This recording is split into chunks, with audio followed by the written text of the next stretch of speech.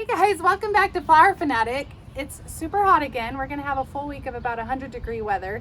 So I thought it was kind of pertinent to talk about drought tolerant perennials.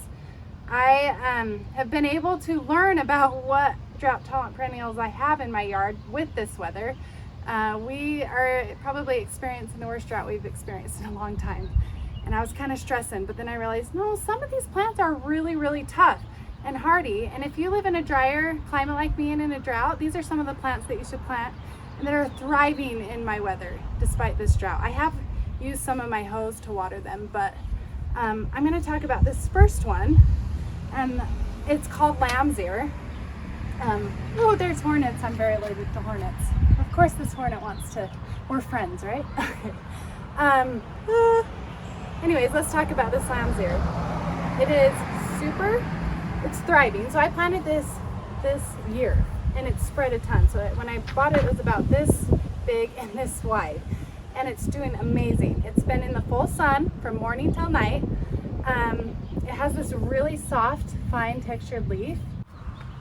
So I like this particular variety. It's called Helen von Steen. This is the way to go. If some of those older varieties would flower, and I don't necessarily like the flowers of lamb's ear anyway, I mostly plant them for the texture. But this one rarely flowers, and so it won't seed all over. Some of those older lamb's ear were just very invasive. They get in your grass, they take over your flower bed. This one doesn't do that, so I really like that. It's super adaptable to any soil. We have lots of different types of soil in our yard. This one particularly is a little bit more on the clay side, but we've added this compost to give it more nourishment and softness, but it's adaptable to most soils. And there is one thing about lamb's ear: you don't want to let it be in boggy soil or wet soil, because then it's very disease prone. So make sure that it's in a well-drained soil. That's the one thing you need to remember with lamb's ear. But I just love adding different textures to the yard and to the garden. It just adds a fun variety, and it's very pleasing to the eye. Also, we live in the mountains, near the mountains, and the deer do not like this one. They don't like the little hairy ends on it. So your deer won't eat it if you have deer wherever you live. Anyways, this is a really awesome plant for drought tolerance. It looks very beautiful with roses, pink flowers. I have a boxwood here. I love it with boxwoods. I just barely planted this one. And yeah, there's my first one. We'll move on to the next drought tolerant plant that I have in my yard that's doing really well.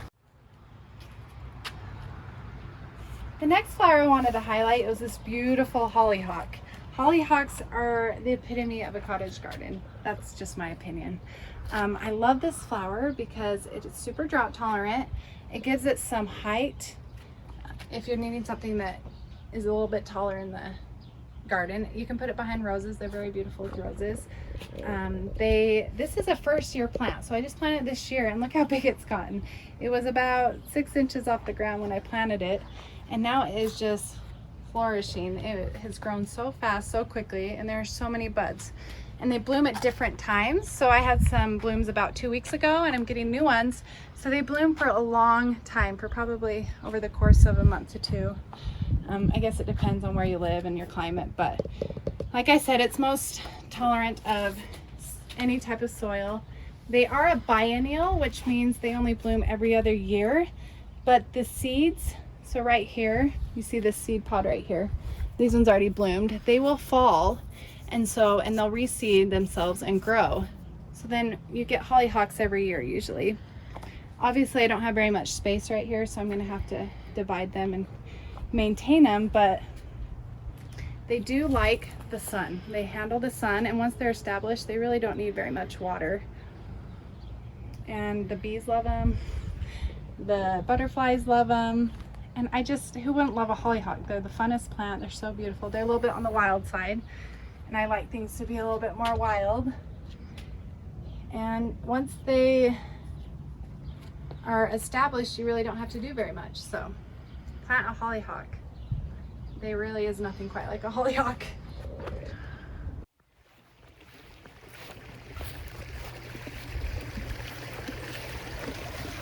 The next plant I wanted to highlight was this lavender. So there's a million different types of lavender. This one in particular is the tide coat lavender. I know I'm going to pronounce that wrong. You gardener experts are probably already correcting me, but I love lavender because it smells amazing, first of all. It has many uses, so you can use it as soaps. I don't do any of that. Who has time for that? But I do love that it's just the cottagey example of the English garden. So in my yard, I'm trying to create an English style look, and lavender is just perfect for that. They're beautiful in hedges. So right here, I have a big hedge. I just barely started growing them, so they will all fill in and get really big. This one gets about 2 feet tall to 2 feet wide, and it will all fill in and will be a beautiful mass of purple. So lavender is beautiful in masses. And you know, if you think about lavender, I'm sure you think of all those lavender fields throughout history, and if you've been on a road trip, maybe you've seen some lavender fields, but they're super easy to grow. This has had hardly any watering this year, just about maybe once a week with the sprinklers. And like I said, we're in a really bad drought. So it's been so interesting to see what plants do really well in the drought, in the sun, in the heat, and no humidity. And this one is just thriving. So I feel like if you're worried about a plant that can survive in a dry area, you won't have to worry about this one. The bees love it. I just love honeybees, and they just surround this plant all summer long. The butterflies love it. The butterflies been all over it. Yeah, they're tolerant of most soils. They're very low maintenance. The important thing with lavender is you need to cut it down every year. If you miss a year of cutting it down, these bottom parts will grow up woody stems, and they don't recover from that. It will just be woody. So you want to make sure you cut them down in a rounded form to about 4 inches to the ground so it doesn't go woody. Otherwise, that's about as much maintenance as they need. Also, when these are done blooming, this is another thing I love about lavender, is when they're done blooming, you can cut them down and they'll get a second profusion of flowers, which is awesome. I love perennials that give you 2 rounds of flowers. So go plant yourself lavender. You won't be disappointed, and you'll make the neighborhood smell amazing. This next one I want to highlight is probably one of my favorite ones that I've bought most recently. I just barely got this, so this is a first-year plant. I just planted it in the hot weather. They say to plant in spring or summer, but I'm not known to really follow the rules very well. So that's why I know this one is drought tolerant, because it's not drooping. It's handling the summer transplant really well in this 100-degree weather. It's a little shaded right now, but it gets mostly sun. So it's called a Penstemon. I'm not exactly sure. I can't quite remember the variety, so I'll post that in the link. But I do love this one. I needed something that had a little bit of purpley leaves, burgundy leaves to it, just to add a little bit of a different color tone. And so I loved it because it had that.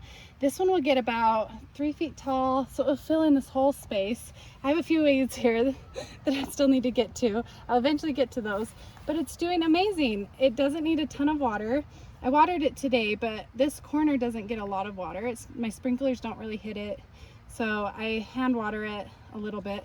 You always need to water your first year plants more, once or twice a week, or even 3 times that first year, but this one won't need that. Anyway, I just love the flowers on here, and this one's been blooming. It has these cute little white pink flowers. They're little bell-shaped flowers. I think this burgundy looks beautiful with this gold.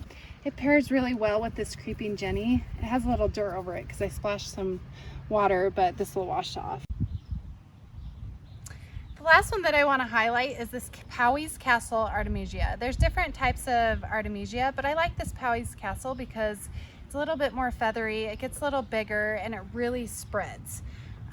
This one is an amazing plant.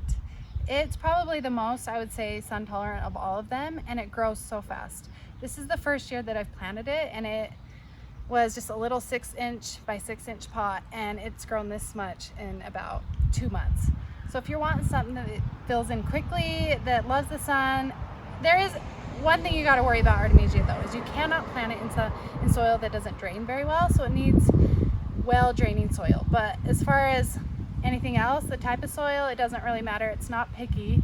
I love it with pink roses. I'm starting to have a theme here. I love pink and silver, but as you can see, this is just a beautiful combination, the silvery and the pink rose. There's not much you have to do with Artemisia. To prune it back, you do it in the spring. It can get woody, so you need to cut them back, but they're really low maintenance. So if you want something that's not very picky, if you don't like to put a lot of work in your yard, plant this. I'm gonna kind of just let it fill in throughout the front of my roses and take up a lot of space.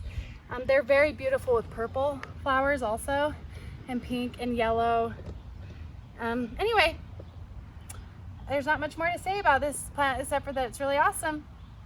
And thanks for watching. I hope that I helped give you some ideas on what you can plant in the drought tolerant garden, the hot, full sun areas of your yard, and get planting. Just go for it.